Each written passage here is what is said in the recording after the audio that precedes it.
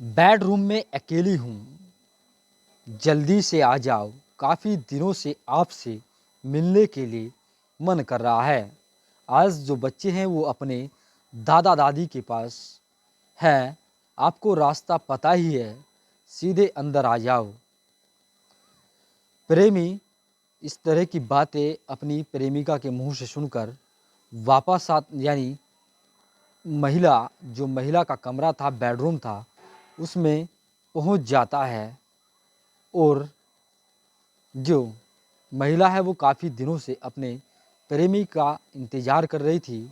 जो प्रेमी है, प्रेमी ने सोचा भी नहीं होगा कि ये रात उसकी आखिरी रात होगी, क्योंकि प्रेमी ने सोचा कि आज वो रंगरलियाँ मनाएगा और संबंध बनाएगा, क्योंकि काफ़ी दिनों के बाद अपनी प्रेमिका से मिला है।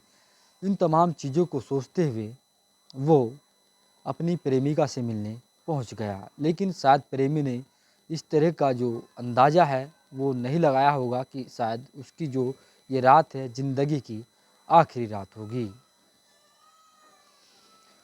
पूरा मामला गाजीपुर ज़िले का है, यानी गाजीपुर ज़िले के थाना बड़शेर का के हुसैनाबाद गांव का है, जहां मनीष नाम का 26 वर्षीय युवक एक प्राइवेट जॉब करता है। यानी मनीष जॉब करते करते हुए अपने गांव में भी उसका आना जाना लगा रहता है। एक दिन गांव में ही काम करने वाली सफाई कर्मचारी महिला से मनीष की आंखें मिल जाती हैं और दोनों के बीच बातें शुरू हो जाती हैं। क्योंकि जो सब महिला सफाई कर्मी थी वो मनीष के ही गांव में ड्यूटी कर रही थी। इस दौरान दोनों एक दूसरे को दिल दे बैठते हैं। महिला के 2 बच्चे थे। मनीष अब महिला के घर भी आने जाने लगा था। महिला से काफ़ी गहरी दोस्ती मनीष की हो गई। अब महिला और मनीष एक दूसरे से चोरी चिपके भी मिलने लगे थे। महिला और जो मनीष के बीच संबंध थे वो अब बढ़ रहे थे, यानी अब दोनों के बीच अवैध संबंध शुरू हो गए। कई साल बीत जाते हैं, धीरे धीरे दोनों के बीच प्रेम बढ़ता जाता है और दोनों के बीच इन अवैध संबंधों का जो समय है वो भी बढ़ता जाता है। प्रेम प्रसंग चलता रहता है। अब दोनों के बीच जो प्यार था वो कहीं ना कहीं पूरी तरह से परवान चढ़ चुका था। महिला सफाई कर्मी थी, उसका पति पुलिसकर्मी था, यानी पुलिस में कांस्टेबल पद पर तैनात था। मध्य प्रदेश पुलिस में सिपाही के पद पर महिला का पति तैनात था। अब महिला के सिपाही पति को भी पता चल जाता है अपनी ही पत्नी के इस अवैध संबंधों का, और जो मनीष और सफाई कर्मी महिला के बीच जो प्रेम प्रसंग चल रहा था, अब इसकी आवाज़ आसपास के गांवों में और आसपास के इलाकों में भी गूंजने लगी थी। यानी मनीष और महिला सफाई कर्मी के इस प्रेम प्रसंग का पता गांव में भी चल चुका था। धीरे धीरे बात बढ़ जाती है, यानी जो बात थी वो धीरे धीरे बढ़ रही थी।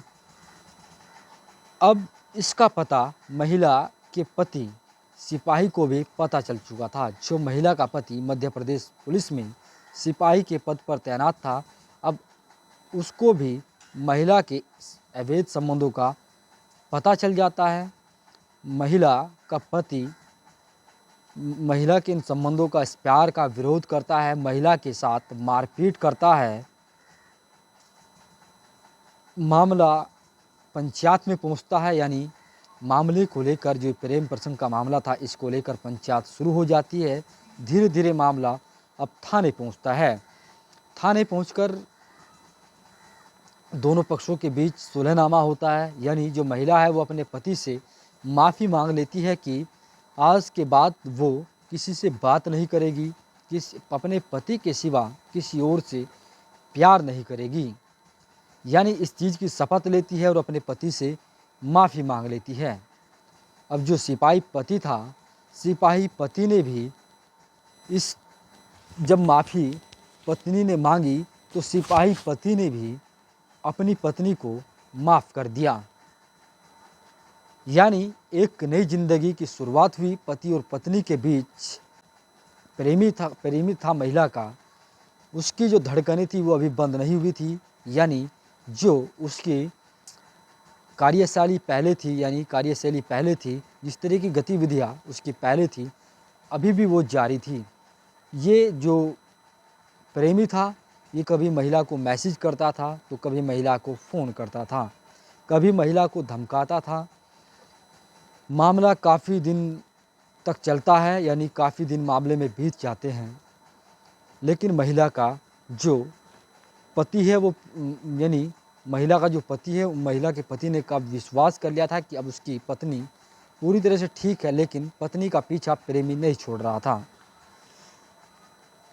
लेकिन जो महिला अपने प्रेमी से प्यार करती थी, जिस प्रेमी को महिला दिल दे बैठी थी, अब महिला उससे नफ़रत करने लगी थी, क्योंकि जो प्रेमी था वो उसे काफ़ी परेशान कर रहा था, जिसको लेकर महिला काफ़ी परेशान थी। महिला के मन में एक उपाय आता है, यानी एक दिन महिला अपने घर पर, जो उसका बेडरूम था उसमें अकेली थी, बच्चे उसके दादा दादी के पास, यानी बच्चे अपने दादा दादी के पास थे। उसी दिन महिला ने अचानक से अपने प्रेमी को फ़ोन मिला दिया और कहा कि मैं घर में अकेली हूँ, मेरा आपसे मिलने के लिए मन कर रहा है, काफ़ी दिन से आपसे मिली नहीं हूँ, जिसको लेकर काफ़ी परेशान हूँ। मिले हुए काफ़ी दिन बीत चुके हैं, तो अब मिलने के लिए काफ़ी तमन्नाएं हैं। महिला का प्रेमी था, वो अब महिला से मिलने पहुंच जाता है। महिला अपने प्रेमी से कहती है कि आज चाय पीने का मन कर रहा है, आज दोनों साथ में बैठकर चाय पीते हैं। प्रेमी बोला कि मेरा भी आपके हाथ की चाय पीने के लिए काफ़ी मन कर रहा है, क्योंकि काफ़ी दिन से मैंने आपकी हाथ की चाय नहीं पी।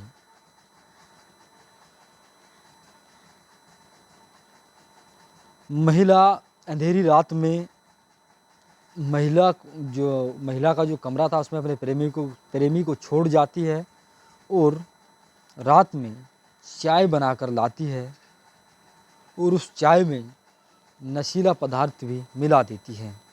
और इसी नशीले पदार्थ से युक्त चाय को जो महिला प्रेमिका थी वो अपने प्रेमी को पिला देती है।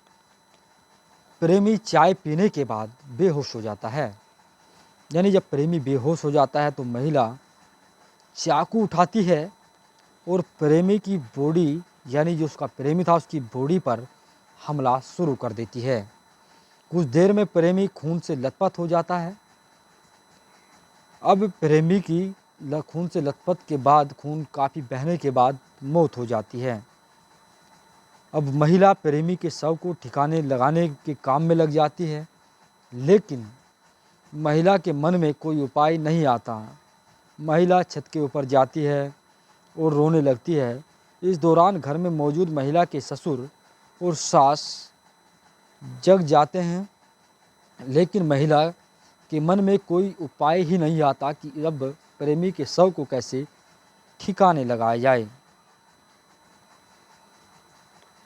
अब महिला के जो परिवार के लोग थे, यानी सास ससुर थे, वो घर में देखते हैं जाकर तो महिला के प्रेमी की बॉडी खून से लथपथ उसके बेड पर पड़ी थी। परिवार के लोग घबरा जाते हैं। घबराकर सास ससुर यानी परिवार के लोग इसकी सूचना गांव के ग्राम प्रधान को देते हैं, जिसके बाद ग्राम प्रधान पुलिस को सूचना देता है। पुलिस मौके पर पहुंचती है और महिला को गिरफ्तार कर लेती है। महिला को गिरफ्तार करने के बाद पुलिस पूछताछ करती है। पूछताछ के दौरान महिला पूरे मामले का खुलासा कर देती है। बहरहाल पुलिस ने महिला से घटना में प्रयोग किए जाने वाले जो चाकू था उसको बरामद कर लिया है, यानी उसको रिकवर कर लिया है और महिला को पुलिस ने जेल भेज दिया है। अब अपने प्रेमी की हत्या कर जेल में है महिला और जेल की चार दीवारी के बीच अब महिला की रातें कट रही हैं।